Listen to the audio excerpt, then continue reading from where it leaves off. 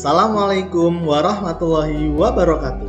Saya Rizky Oktavian Saputra, Kepala SD 1 Barongan, Kecamatan Kota Kabupaten Kudus.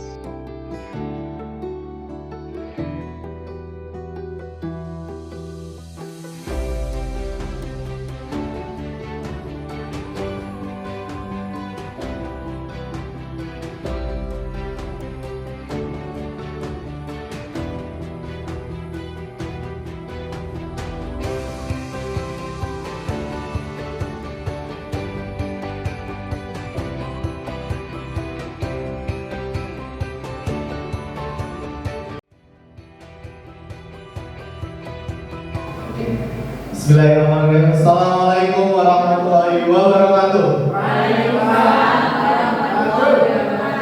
Oke, terima kasih Bapak Ibu yang berbahagia. Terima kasih atas kesediaan waktunya bersama kami. Mohon izin kami bertiga, saya Rizky Oktavian Saputra, teman saya Ibu Ralistami Esti Hidayah, dan teman saya satu lagi Ibu Andriani. Kami bertiga merupakan calon guru penggerak angkatan 7 Kabupaten Kudus yang hari ini akan mendiseminasikan terkait dengan budaya positif di SD 1 Barongan. Kami bertiga nanti akan berkolaborasi dalam menyampaikan materi ini. Mudah-mudahan dengan apa yang kami sampaikan terkait dengan budaya positif ini, nantinya di SD kita, di sekolah kita terkait dengan budaya positif akan bisa lebih baik lagi.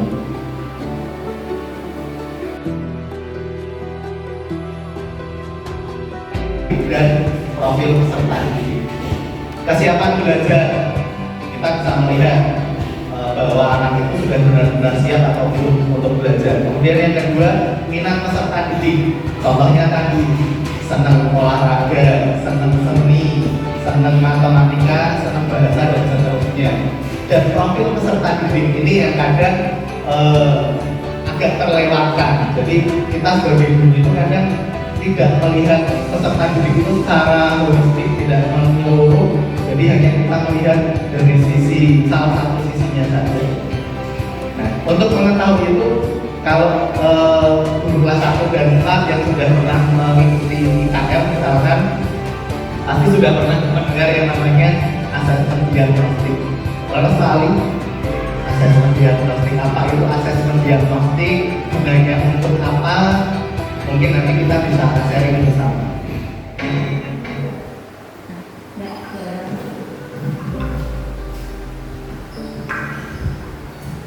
Assalamualaikum warahmatullahi wabarakatuh. Terima kasih atas waktu yang telah diberikan kepada saya. Di sini saya akan mendiseminasikan implementasi budaya positif di SD 1 Barongan.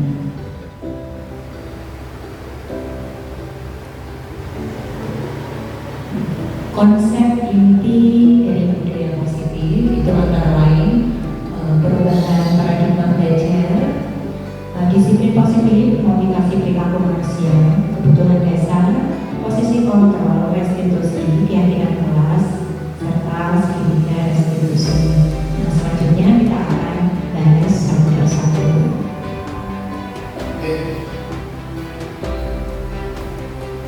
Budaya positif merupakan suatu kebiasaan yang bernilai positif, yang di dalamnya mengandung sejumlah kegiatan yang mampu menentukan karakter diri, guru, serta visi dan misi sekolah.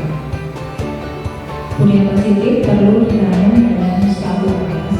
Untuk mewujudkan budaya positif harus dilakukan sejak dini, mengingat dalam prosesnya membutuhkan waktu yang lama dan konsisten dari setiap stakeholder yang ada.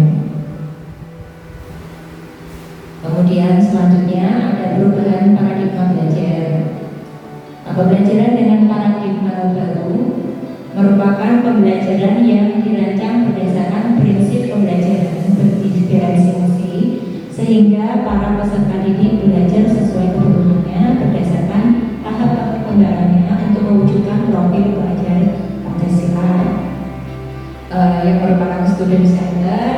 Guru itu penuntun, bukan penuntut. Kemudian pembelajaran yang berpihak pada murid. Terima kasih Bu yang telah menyampaikan materi dengan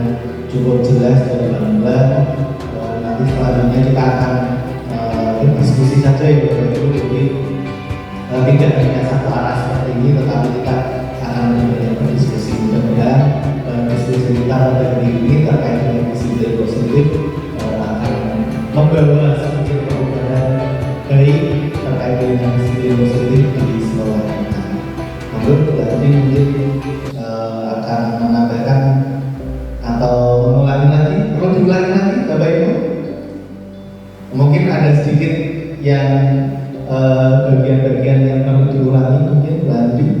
Tadi sepertinya terkait dengan segitiga restitusi atau yang bagian mana juga perlu kita berikan penekanan lebih, mungkin nanti akan disampaikan lagi sedikit, diulas lagi dengan gayanya Bu Andi. Kalau tadi dengan gaya kuliah seperti itu, mungkin nanti Bu Andi bisa sedikit menggarisbawahi lagi terkait dengan segitiga dan restitusi gitu. Monggo Bu Andi.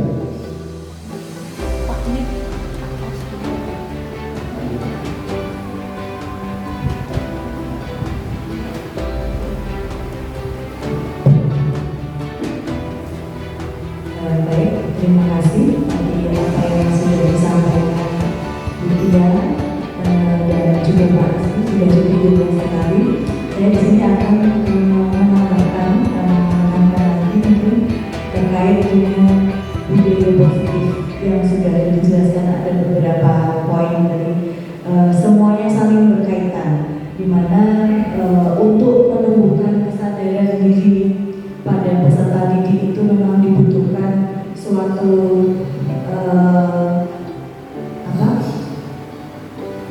pembiasaan dan secara terus-menerus. Jadi butuh suatu pembiasaan, dan hal itu juga kita perlu mengetahui tentang motivasi yang melatar belakangi seseorang melakukan suatu tindakan. Jadi kita harus betul-betul memahami, sehingga kita sebagai seorang guru bisa mengambil sikap, bisa menentukan solusi terbaik yang bisa kita lakukan untuk menyelesaikan suatu permasalahan. Tadi sudah dikatakan dia mengenai motivasi perilaku manusia, yaitu dari poin yang 1 dan 2 itu adalah bersifat eksternal. Jadi biasanya kalau dari eksternal itu kurang ada kesadaran, belum kesadaran dari diri mereka, karena mereka hanya pertama takut karena daripada ketakutan mungkin saya cari aman saja. Kemudian yang kedua itu karena mengharapkan imbalan. Jadi kalau anak hanya motivasinya 1 dan 2 itu kedepannya budaya positif kurang bisa berjalan dengan baik. Jadi diharapkan motivasi dari dalam diri mereka, dari kesadarannya untuk menjadi seseorang yang mereka inginkan. Mereka harus menghargai diri sendiri dan nilai-nilai yang mereka percayai. Kemudian dari motivasi itu kita pun harus memahami kebutuhan dasar dari setiap orang, dari setiap anak. Mana kebutuhan dasar mereka bisa terpenuhi, pasti mereka akan melakukan suatu tindakan itu yang otomatis sudah sesuai dengan aturan yang ada. Jadi tidak mungkin mereka akan melakukan hal-hal di luar yang bertentangan dengan aturan yang sudah ada. Jadi kebutuhan dasar itu sangat-sangat harus kita perhatikan, harus kita penuhi. Di antaranya adalah kebutuhan untuk bertahan hidup, kemudian cinta dan kasih sayang. Bagaimana kita sebagai sebagai orang tua kedua bagi anak murid kita memberikan kasih sayang sepenuhnya saat dalam kelas tanpa membeda-bedakan, memberikan perhatian yang sama, baik anak yang sudah cepat paham maupun yang kurang, kita beri perhatian yang sama.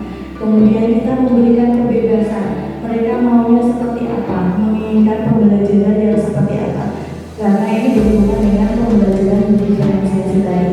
Kita memenuhi, mengakomodasi segala kebutuhan belajar peserta didik sesuai dengan kebutuhannya. Mungkin ada anak yang gaya belajarnya suka mendengar atau diketahui. Jadi kita juga harus memenuhi. Jadi kalau anggapan metode bullying ceramah itu salah, benar, itu juga tidak sepenuhnya betul kalau menurut saya. Karena ada anak yang memang lebih suka kalau gurunya itu ngomong, dia lebih paham kalau mendengarkan gurunya menjelaskan. Ada yang seperti itu ya, kita sebagai seorang guru kita penuhi. Dan terus bagaimana yang lain yang punya gaya belajar yang berbeda, misalkan audiovisual, ya kita pun harus tetap memenuhi juga. Jadi sebelum kita berangkat kerja kan di malam hari kita persiapkan tuh semua perangkat pembelajaran kita. Oh besok aku mau nampilin PPT video pembelajaran untuk anak-anak yang sukanya dia melihat gambar seperti itu.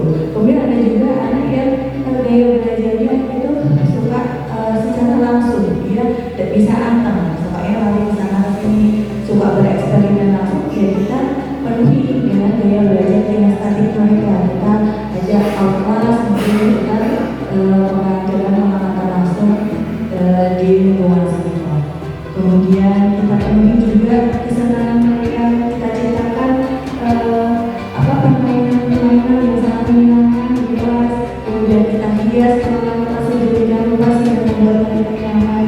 Kemudian juga yang terakhir adalah kita penuhi kebutuhan kekuasaan. Kebutuhan kekuasaan di sini adalah kebutuhan pengakuan.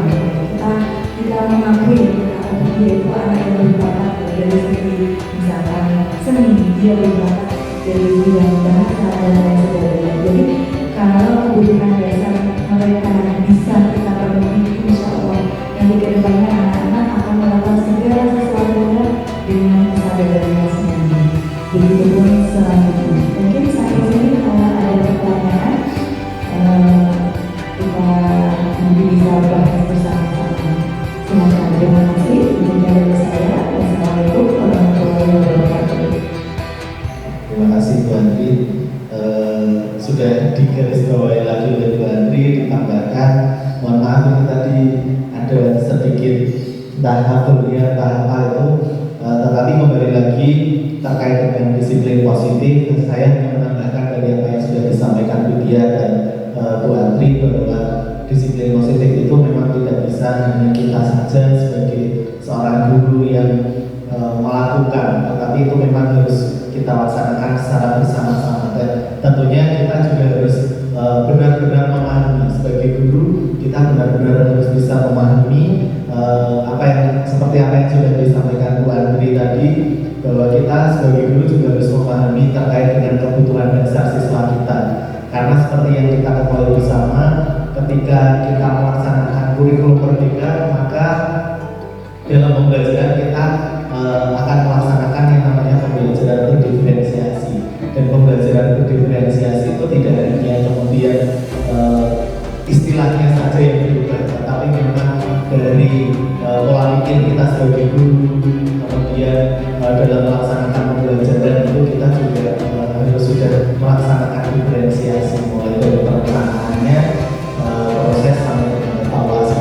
Jadi kita benar-benar bisa melayani atau fasilitasi peserta didik kita itu dengan baik, dengan lebih maksimal dan sesuai dengan kebutuhan. Karena anak-anak kita itu memiliki kebutuhan dasar, memiliki passion, bakat, minat yang berbeda-beda, sehingga kita tidak bisa pukul rata, semua harus sama.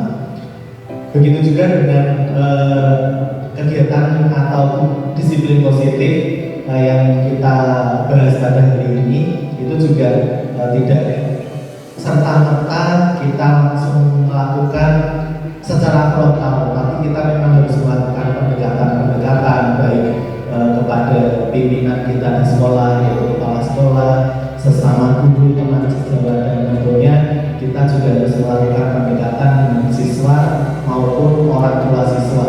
Karena percuma kita di sekolah melaksanakan budaya yang baik, disiplin positif yang baik, apabila kita tidak komunikasikan dengan orang tua, maka itu nantinya akan bubar lagi anak-anak nanti di rumah.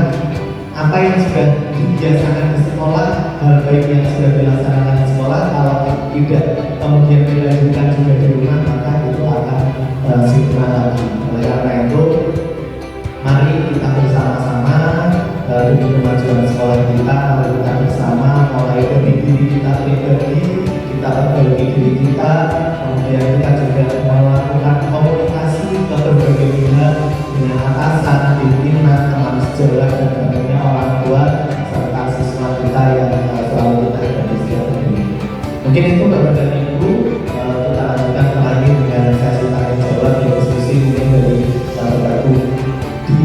banyak menemukan permasalahan atau banyak menemukan kendala-kendala seperti yang teori-teori tadi, teorinya juga sudah disampaikan oleh Bu Dia, bahwa banyak teori, tetapi pada kenyataannya kadang kita di lapangan itu selalu dibenturkan antara teori dengan lapangan, itu kadang jauh berbeda. Maka dari itu mari kita berdiskusi, sharing bersama untuk bersama-sama memecahkan kendala-kendala atau permasalahan-permasalahan yang ada di kelas kita. Monggo.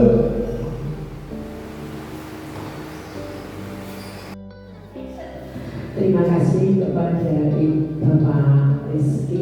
Saya mau bertanya, apa posisi dari manajer pada posisi kontrol? Gitu Pak, terima kasih. Oh, jelas. Oke, terima kasih Bu Dwi terkait dengan posisi kontrol. Itu salah satunya memang ada di situ ada posisi manajer ya. Contoh posisi manajer itu bukan kemudian kita seperti manajer, seperti bos, itu tidak. Tetapi misalkan kita menemukan sebuah permasalahan di kelas, kemudian contohnya siswa kita melakukan sebuah kesalahan. Ketika siswa kita melakukan sebuah kesalahan, kita sebagai guru itu juga memiliki tadi yang sudah disampaikan oleh Bu Adi, salah satunya adalah posisi kontrol. Karena salah satu posisi kontrol itu adalah salah satunya adalah posisi manajer. Nah, posisi manajer itu bagaimana sih ketika anak melakukan kesalahan? Di situ kita sebagai seorang guru itu mempersilahkan murid untuk mempertanggungjawabkan perilakunya itu tersendiri. Kita hanya memotivasi, kita menggiring anak tersebut untuk dapat mempertanggungjawabkan apa yang telah dia lakukan dan mendukung si anak tersebut untuk menemukan solusi atas permasalahannya sendiri. Jadi kita hanya membantu si anak tersebut untuk memotivasi dan membantu dia untuk menemukan solusi permasalahan itu sendiri. Jadi tidak kita memberikan solusi kamu harus begini begitu, tidak, tetapi kita memandu anak tersebut untuk dapat menemukan solusi atas permasalahannya sendiri. Jadi misalkan ada salah satu siswa ketika istirahat bermain memecahkan kaca jendela misalkan, nah itu tidak kemudian kita langsung kamu yang mecahin kaca harus ganti, tidak, tetapi kita melakukan pendekatan secara personal kepada anak tersebut, kemudian kita ajak ngobrol gitu, gimana sih ini kacanya pecah, kemudian biar tidak membahayakan, biar tidak lagi, biar bagus lagi, kira-kira bagaimana. Jadi kita sebagai posisi kontrol, kita di sini mengambil posisi manajer itu adalah kita membawa peserta didik, membawa siswa kita itu untuk memahami bahwa dia harus mempertanggungjawabkan apa yang telah dia lakukan dengan cara dia menemukan solusi permasalahan itu sendiri, bukan langsung kita beritahu kamu harus ganti apa yang pecah sekian misalnya, tetapi kita dorong mereka untuk bisa menemukan solusi permasalahan itu sendiri. Begitu jelas ya.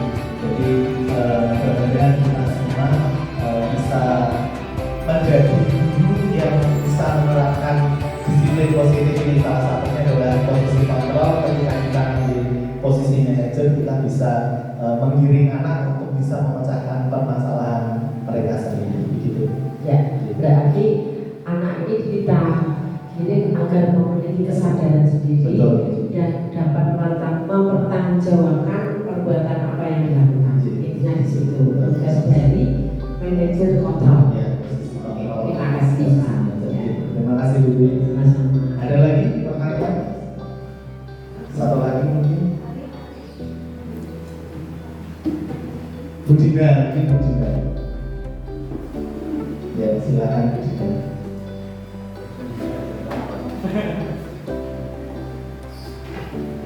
Senior kami. Terima kasih untuk waktu yang diberikan materi ini. Saya mau tanya tentang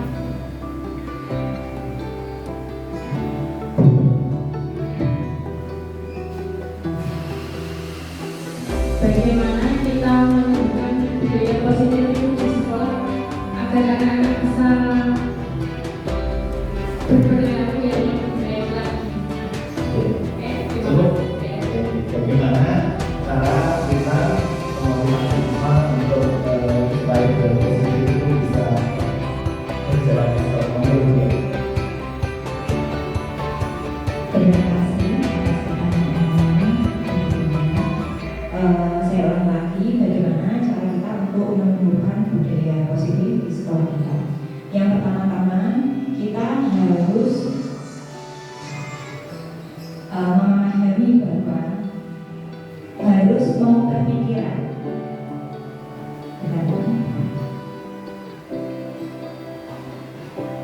Menurut Ian Geser dengan kontrol teori itu ada miskonsepsi dalam pikiran kita tentang disiplin. Yang pertama adalah ilusi guru itu mengontrol murid. Namanya ilusi itu belum tentu kebenaran. Jadi belum tentu guru itu bisa 100% mengontrol murid. Kemudian yang kedua yaitu kita harus mengubah tadi tentang pengertian guru itu pasti bisa mengontrol murid itu belum tentu. Yang kedua bahwa semua perlakuan positif dan negatif itu benar. Contohnya ketika anak kita berperilaku tidak sesuai dengan keinginan kita, biasanya kita kan membujuk agar anak tersebut untuk berperilaku positif. Tetapi hal tersebut belum tentu kita harus bekerja terlebih dahulu. Yang kedua, bahwa kritik yang membuat orang merasa bersalah dapat menguatkan karakter. Biasanya ketika anak itu tidak sesuai dengan keinginan kita memberi anak tersebut, misalnya kami sendiri sehingga temannya terganggu. Biasanya kan kita istilahnya mengkritik dia. Nah, mengkritik itu tidak selalu kritik membuat merasa bersalah itu tidak selalu dapat menguatkan karakter. Bisa juga anaknya menjadi minder atau dendam kepada kita karena malu ditegur di hadapan teman-temannya yang lain. Kemudian ilusi bahwa orang dewasa memiliki hak untuk memaksa. Di sekolah ini, di kelas terutama, guru itu memposisikan diri sebagai orang dewasa. Nah, tadi kita harus mengubah bahwa pikiran guru itu dapat memaksakan supaya anak patuh. Memaksakan sesuatu itu belum tentu kebenarannya. Karena hal-hal yang bersifat memaksa, memang disiplin itu sebelumnya kalau kita mendengar kata disiplin, hal yang kita pikirkan pasti kan kepatuhan, tata tertib. Disiplin kan pasti seperti itu, bersifat memaksa. Padahal semua itu belum tentu benar. Karena sesuatu yang bersifat memaksa itu akan berjalan saat itu saja, tidak berkelanjutan lama. Contohnya untuk anak-anak yang sering main bola, kalau nanti kalau main bola dapat hukuman ini, dia nggak main bola, tapi nanti kalau gurunya lengah, dia main lagi. Makanya itu kita kembalikan lagi tadi tentang budaya positif itu harus berasal dari diri anak itu sendiri, bukan paksaan dari luar. Maksudnya dari luar itu dari guru. Yang bisa kita tindakan itu adalah yang pertama, membentuk keyakinan kelas. Bentuk keyakinan kelas, kemarin juga ada Bapak Ibu guru yang ajaran baru sudah mulai melaksanakan hal tersebut, membentuk keyakinan kelas dengan murid-murid. Jadi pendapat murid tentang keyakinan kelas itu semua dihargai. Dia itu pengen kelas itu yang baik itu seperti apa.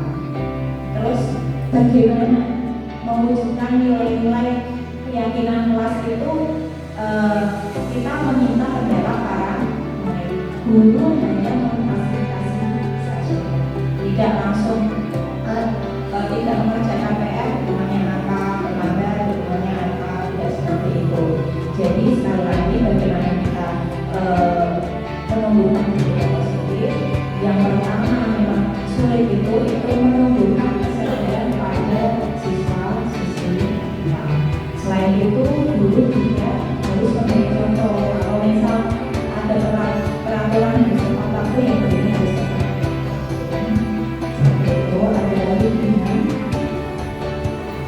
Terima kasih dari terkait dengan bagaimana cara memberikan ideologi di sekolah tentang tidak hanya bisa dilakukan oleh satu orang dulu saja, tetapi kita harus bersama-sama semua warga sekolah dan bersama-sama menunjukkan kesadaran dimulai dari mana, yaitu dimulai dari kita pribadi, kemudian nanti pastinya kita akan menjadi contoh. Baik, Bapak dan Ibu, masih ada yang bertanya lagi? Tidak terasa hampir 2 jam ya kita berdiskusi bersama, cukup seru diskusi kita pada siang hari ini. Hampir 2 jam ini kita sudah ngobrol ngalor ngidul. Masih ada yang perlu ditanyakan? Cukup? Cukup ya. Terima kasih Bapak dan Ibu sekali lagi. Mudah-mudahan apa yang telah kami sampaikan kami bertiga ini bisa menjadi sedikit pencerahan dan sedikit perbaikan bagi kami dan bagi kita semua dalam memajukan sekolah kita dan utamanya dalam menumbuhkan budaya positif di sekolah kita. Ada tambahan buat Ibunya mungkin? Cukup ya. Terima kasih Bapak dan Ibu, sekali lagi kami ucapkan atas kesediaan waktunya dan atas berbagi, kita saling berbagi, saling menginspirasi. Jadi siapapun itu kita bisa menjadi inspirasi bagi orang lain. Kami ucapkan terima kasih sekali lagi, kami mohon maaf dan kami akhiri. Wassalamualaikum warahmatullahi wabarakatuh.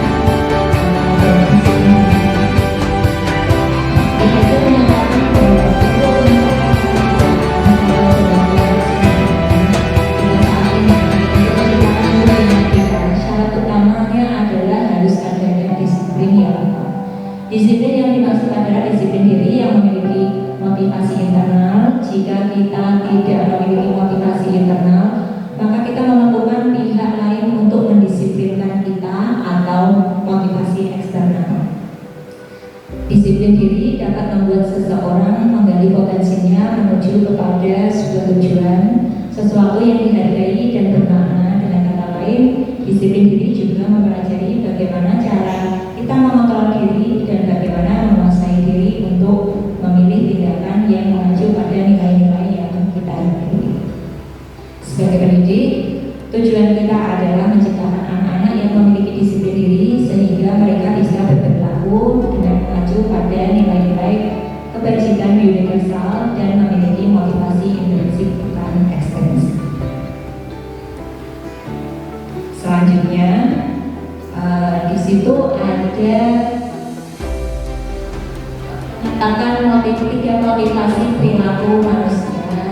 Ian Dosen.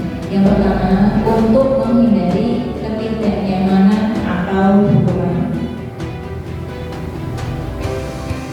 Ini adalah tingkat terendah dari motivasi perilaku manusia. Biasanya orang yang motivasi perilakunya untuk menghindari hukuman atau ketidaknyamanan akan bertanya apa yang akan terjadi apabila saya tidak melakukannya. Sebenarnya mereka sedang menghindari permasalahan yang mungkin muncul dan berpengaruh pada mereka secara fisik, psikologis maupun tidak terpenuhinya kebutuhan mereka bila mereka tidak melakukan tindakan tersebut. Motivasi ini bersifat eksternal. Kemudian yang kedua, untuk mendapatkan imbalan atau penghargaan dari orang lain. Satu tingkat di atas motivasi yang pertama. Di sini orang berperilaku untuk mendapatkan imbalan atau penghargaan dari orang lain. Orang dengan motivasi ini akan bertanya, apa yang akan saya dapatkan apabila saya melakukannya? Mereka melakukan sebuah tindakan untuk mendapatkan pujian dari orang lain yang menurut mereka penting dan mereka letakkan dalam dunia berkualitas mereka.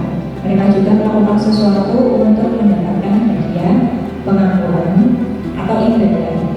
Motivasi ini juga bersifat eksternal. Yang ketiga, untuk menjadi orang yang mereka inginkan dan mereka hargai diri sendiri dengan nilai-nilai yang mereka percaya, yaitu orang dengan motivasi ini akan bertanya, akan menjadi orang seperti apa apabila saya melakukannya. Mereka melakukan sesuatu karena nilai-nilai yang mereka yakini dan dihargai, dan mereka melakukannya karena mereka ingin menjadi orang yang melakukan nilai-nilai yang mereka yakini tersebut. Ini adalah motivasi yang akan membuat seseorang memiliki disiplin positif karena motivasi berperilaku yang bersifat eksternal bukan bersifat internal bukan eksternal. Nah, dalam kaitannya ini ada 5 kebutuhan dasar manusia, yaitu kebutuhan untuk bertahan hidup atau survival. Yang kedua, cinta dan kasih sayang, love and belonging. Yang ketiga, kebebasan atau freedom. Yang keempat, kesenangan atau fun. Kemudian yang terakhir adalah kekuasaan atau power. Posisi kontrol restitusi. Program disiplin positif yang berpusat pada murid yang dikembangkan oleh Ian Dosen dengan pendekatan restitusi yang disebut dengan 5 posisi kontrol. Kelima posisi tersebut antara lain sebagai penghukum, pembuat rasa bersalah, teman, pemantau, dan manajer.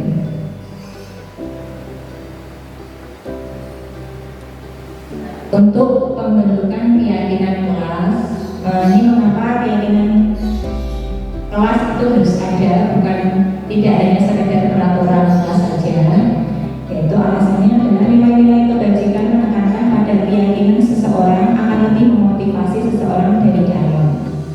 Seseorang akan lebih tergerak dan bersemangat untuk menjalankan keyakinannya daripada hanya sekedar mengikuti serangkaian peraturan tertulis tanpa makna. Murid-murid pun demikian. Mereka perlu mendengarkan dan memahami arti sesungguhnya tentang peraturan-peraturan yang diberikan. Apa nilai-nilai kebajikan di balik peraturan tersebut, apa tujuan utamanya, dan menjadi tidak tertarik atau takut sehingga hanya sekedar mengikuti serangkaian peraturan-peraturan yang mengatur mereka tanpa memahami tujuan mulianya.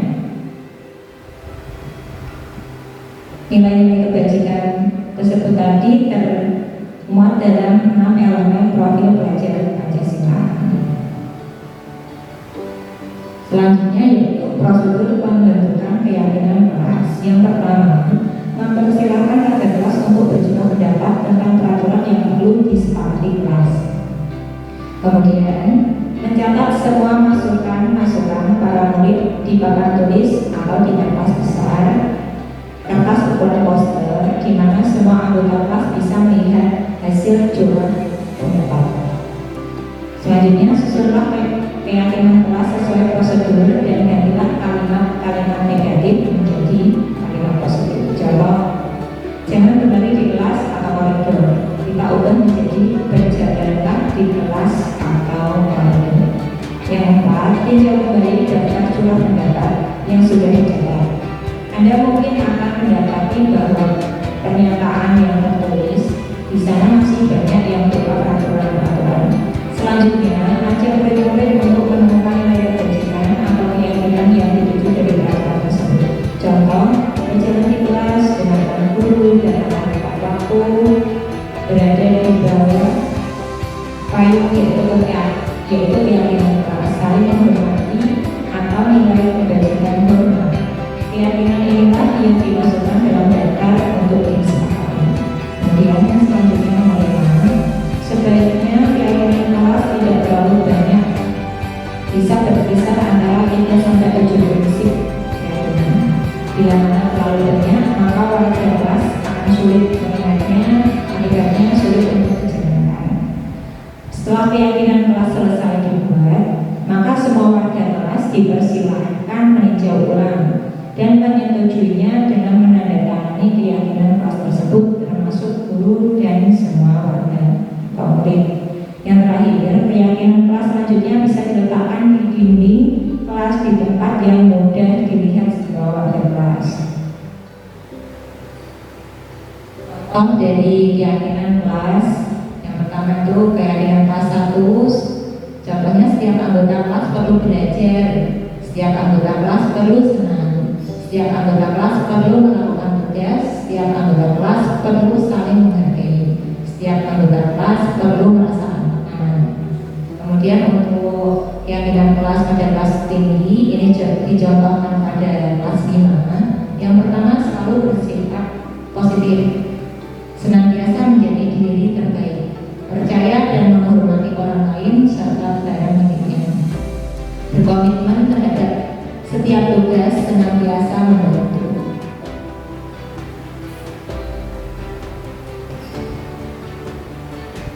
Selanjutnya adalah segitiga restitusi.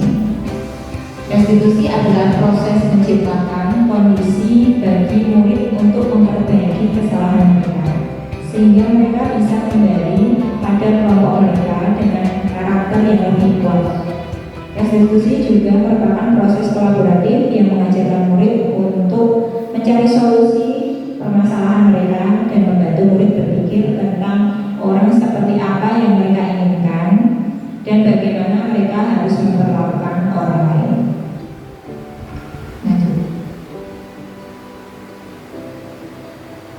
Contoh kalimat dalam segitiga restitusi. Yang pertama adalah menstabilkan identitas. Contoh kalimatnya yang bisa kita sampaikan kepada murid adalah berbuat salah itu tidak apa-apa, atau tidak ada manusia yang sempurna. Saya juga pernah melakukan kesalahan seperti itu. Kita bisa menyelesaikan ini. Bapak Ibu tidak tertarik mencari siapa yang salah, tapi Bapak Ibu ingin mencari solusi dari permasalahan ini. Kamu berhak merasa begitu. Apakah kamu sedang menjadi teman yang baik buat dirimu sendiri? Kemudian tahap yang kedua adalah validasi tindakan yang salah. Contoh kalimatnya, padahal kamu bisa melakukan yang lebih buruk dari ini. Kamu pasti punya alasan mengapa kamu melakukan hal itu. Kamu patut bangga pada dirimu sendiri karena kamu telah melindungi sesuatu yang penting buatmu. Kamu boleh mempertahankan sikap itu, tapi kamu harus mengandalkan sikap baik. Untuk tahap selanjutnya yaitu menanyakan keyakinan. Contoh kalimat yang bisa dilakukan mulai apa yang kita percaya sebagai kelas atau keluarga, kemudian